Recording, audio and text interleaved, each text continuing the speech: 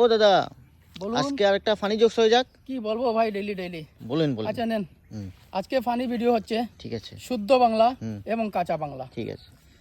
একজন বাগানের সাহেব ঠিক আছে। এবং বাবু হুম দুজনাই একসাথে বিকালবেলা হুম ঘুরতে বেরোচ্ছে। আচ্ছা।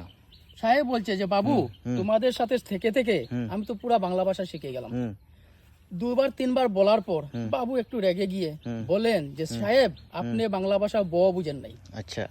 বলার সঙ্গে সঙ্গে তো সাহেব রেগে গেলেন, বলছেন কি বলছো তুমি? তোমাদের সাথে আমি ঘুরছি ফিরছি খাচ্ছি সবকিছু করছি বাংলাতে, আমি কেন বাংলা ভাষা বুঝি নেই? বললো ঠিক আছে, আপনি আমার ঝগড়া করে লাভ নেই। পাশ দিয়ে একটা নদী বইছিল, নদীতে একজন মাঝি যাচ্ছিল নৌকা নিয়ে। বাবু বললো সাহেবকে যে ঠিক আছে সাহেব, আপনি ওই মাঝিকে ডাকুন। সাহেব তখনই কি করলো, ওর শুদ্ধ বাংলা ভাষায় যেটা শিখেছে সেই বাংলা ভাষায় ডাকছে। ও মাঝি ভাই, ও মাঝি ভাই, আপনার তরুণী খানা টোটে লাগান তো। একবার দুবার তিনবার বললেন। ও তো গ্রামের লোক, ও আর কি করে কেলু বুঝবে? মাঝি যাচ্ছেই। বাবু বলল কি সাহেব, আপনার মাঝিকে আনতে পারলেন?